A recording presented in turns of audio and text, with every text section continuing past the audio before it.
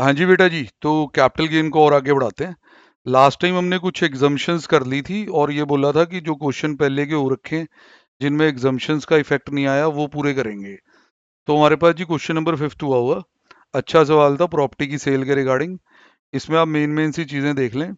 इसमें रिकैप करना पड़ेगा थोड़ा सा। जय कुमार को वो घर बेचने का एग्रीमेंट कर रहा था यहाँ पे 16/8/25 को। फिर आगे लिखा था possession was handed over on this date 15/12। Registration यहाँ कंप्लीट हुई, कोई बात नहीं। स्टैम्प ड्यूटी वैल्यू भी दे रखी थी। सार्थक acquired दी रेजिडेंशियल प्रॉपर्टी, ये इसकी कॉस्टिंग की बात आ रही है। After recovering the sale proceed from Jay Kumar he purchase 2 residential house, one in Kanpur, another one in Delhi.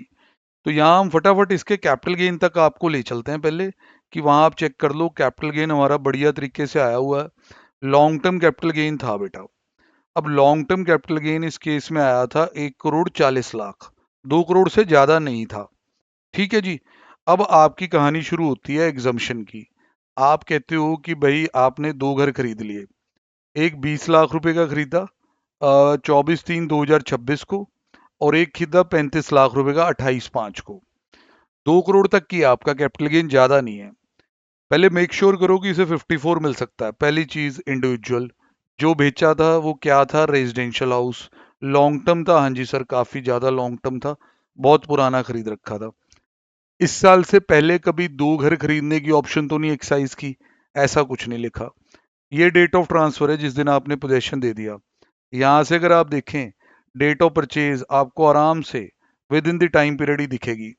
2 साल तक खरीदा जा सकता होता है, या रिटर्न भरने से पहले कर लो, नहीं तो सीजीएस है। तो इसने सब ठीक ही किया भाई। तो अगर आप देखेंगे कि भाई जो भी आपके पास एग्जम्पशन है, इन दोनों घर का जोड़ लगा लो, 20 लाख प्लस 35 लाख, इन दोनों को मिला के 55 लाख की एग्जम्पशन आपको मिल गई है। बचा हुआ एलटीसीजी आपका टैक्सेबल ही रहना है। अब जितना इंस्टीट्यूट ने इसमें लिखा हुआ है उस पर हम बात कर लेते हैं। कहते हैं long term capital gain 2 crore से ज्यादा नहीं है, तो ये दो घर खरीद सकता है इंडिया में। कैपिटल गेन जो अराइज हुआ है लॉन्ग टर्म प्रॉपर्टी बेच के shall not be chargeable tax to the extent जितना आप ये घर की परचेज में लगा दोगे। तो 20 लाख का एक घर, 35 लाख का दूसरा, पढ़ के बिल्कुल क्लियर। अगली बात सर, अगला जो क्वेश्चन था उसमें युविका ने वीकेंड लैंड खरीदी हुई थी, फिर उसकी रजिस्ट्रेशन हुई थी जिसपे उसने घर बनाया था। फिर काफी कहानियां थी, उन सबको फास्ट फॉरवर्ड कर देते हैं। अब फाइनली उसने जी इस साल के अंदर ये घर को बेच दिया था। ठीक है, कैपिटल गेन हमारा पूरा रेडी है। अब subsequent to sale Mrs Yuvika ने क्या क्या खरीदा वो आपके सामने है। पहले मिसेस युविका का कैपिटल गेन एक बार लुक आ जाए सामने। हाँ जी। तो यहाँ पे जी ये नेट सेल कंसिडरेशन करोड़ों वाला मामला है। लॉन्ग टर्म कैपिटल गेन भी आपका 613.90 लाख है। मतलब 2 करोड़ से काफी ऊपर कैपिटल गेन आपके पास यहाँ है। तो आपके दो घर की ऑप्शन तो खत्म हो जाएगी। अब हम ये देख सकते हैं कि भाई उसने क्या क्या खरीदा। कह रही है मैंने दो घर खरीदे, एक दिल्ली में एक चंडीगढ़ में। कितने कितने खरीदे वो भी बता दिए। आपका जो date of sale of the house है एग्रीमेंट यहाँ एंटर होता है।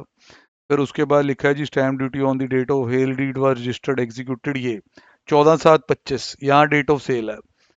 अब आप घर खरीद रहे हो 31/1/26 को, 15/5/26 को। दो घर तो मुन्ना हो नहीं पाएंगे।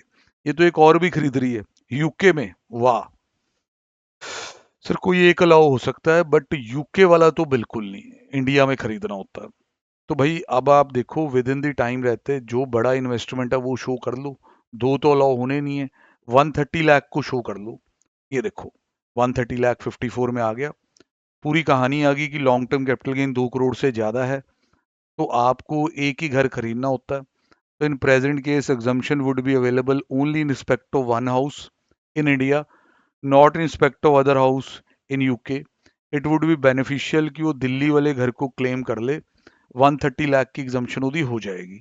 सर क्या और सेक्शन में एग्जम्पशन नहीं ले सकती? बिल्कुल पॉसिबल है मुन्ना, वो भी सुनो।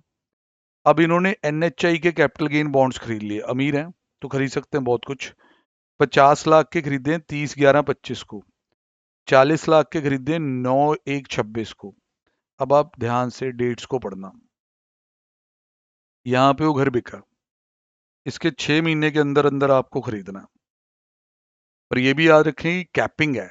कैपिंग क्या कहती है कि भाई आप 50 लाख से ज़्यादा का नहीं खरीद सकते। 14/7 है, तो ये भाई 11वां महीना चल रहा है, तो ये 4 महीने से ऊपर हो गए। 6 महीने अगर आप यहाँ ऐड करेंगे तो ये डेट भी उसके अंदर ही आ जाएगी, पर डेट से फर्क नहीं पड़ता, अमाउंट ज़्यादा हो गया है। तो देखें जी, उन्होंने क्लियर किया कि आप यहाँ तक पैसा लगा सकते हैं, 13/1/26 तक लगा सकते हैं।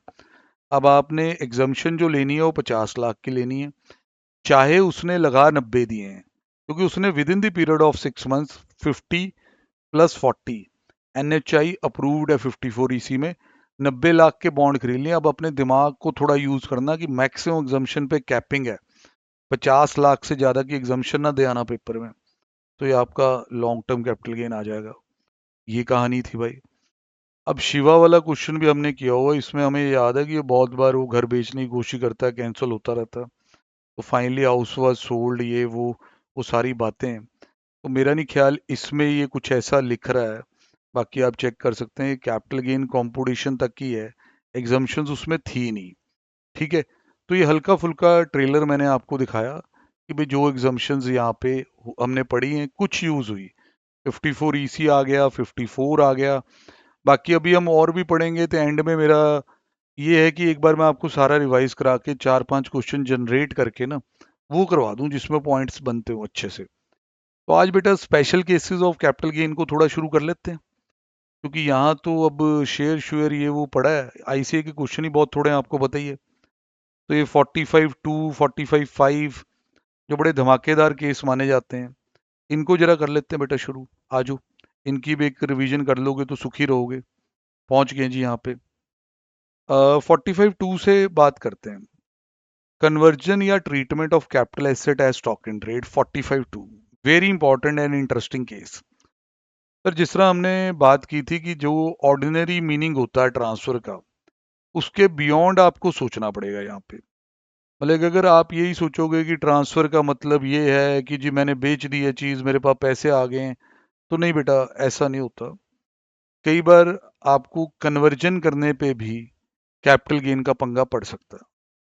Conversion of capital asset as stock in trade, कहानी थोड़ी सी पहले बनाते हैं फिर पढ़ते हैं। जैसे 2004-5 में किसी ने लैंड परचेज की at the cost of 50 lakh. ये उसने एज ए इन्वेस्टर लैंड खरीदी थी, उसके लिए कैपिटल एसेट थी।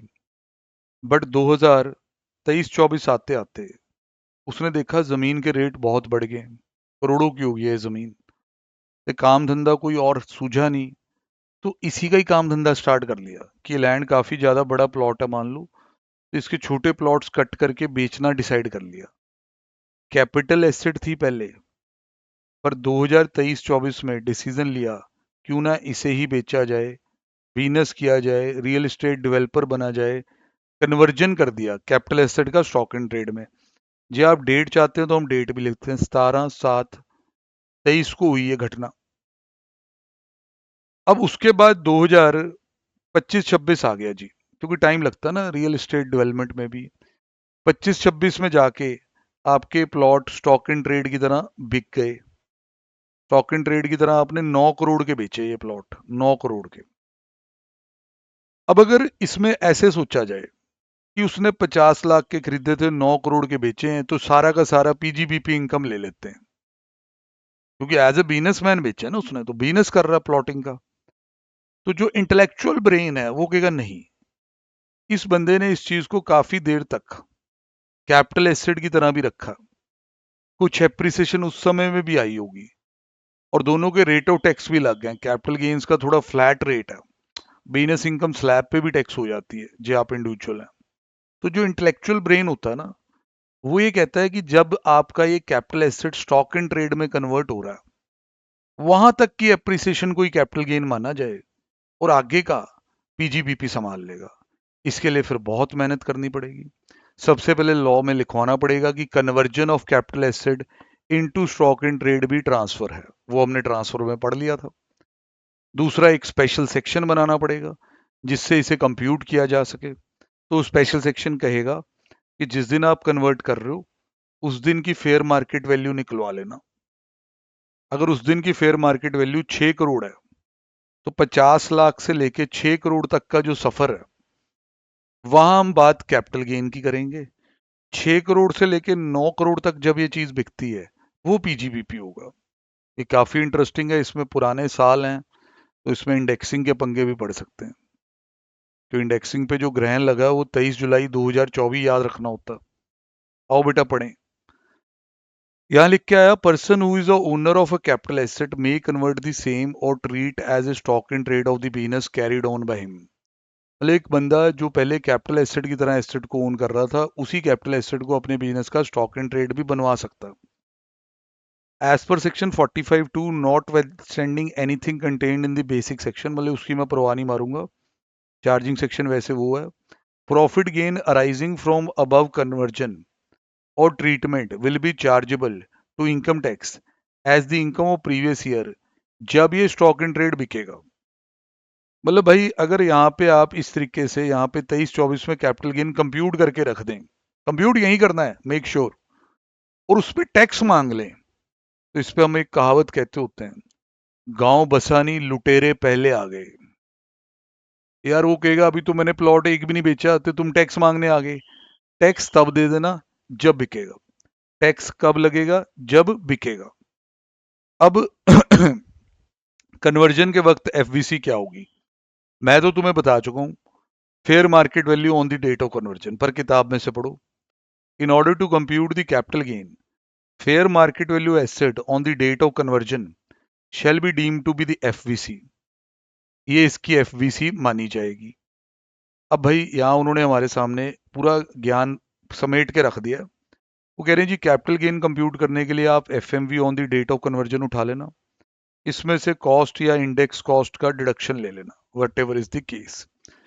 इंडेक्सेशन बेनिफिट आपको मिलेगा ईयर ऑफ कन्वर्जन के अकॉर्डिंग, जिस साल आपने कन्वर्जन की उसके अकॉर्डिंग। फिर उसके बाद जी बिजनेस इनकम कैसे निकलेगी, हमारे एग्जांपल में 9 करोड़ में हमने बेचा, 6 करोड़ एफएमवी है, ये लेस करके बाकी बिजनेस इनकम आ जाएगी। सर इसको करने के लिए ना भाई, अगर प्रॉपर बढ़िया तरीके से करना है तो इसमें मेरे को लग रहा है कि आईसीआई की अभी थोड़ी कमी है, मतलब इतना बढ़िया इन्होंने बनाया नहीं हुआ। चलो जो भी छोटा मोटा कोई केस अभी दिख रहा है वो करवा देते हैं।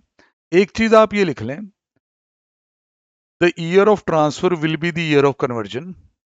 मतलब कि अगर मेरे केस में बोले तो ईयर ऑफ ट्रांसफर 23-24 ही है, लिख लें इस चीज को, year of transfer will be the year of conversion, capital gain will be computed as per the year of transfer, capital gain की कंप्यूटेशन भी ईयर ऑफ ट्रांसफर के अकॉर्डिंग होगी। ईयर ऑफ ट्रांसफर क्या है? Year of conversion.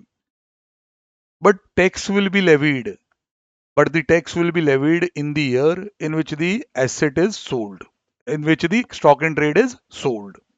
ये चीज। अब हमारे पास जी पहला क्वेश्चन किस तरह का है यहाँ पे, कहते हैं A is the owner of a car, on 1 April 2025 start the business of purchase sale of motor car.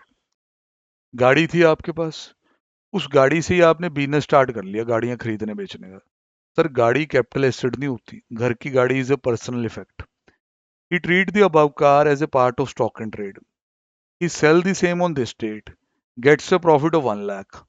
फंसा रहा है आपको, मैं बता रहा हूँ फंसा रहा है ये।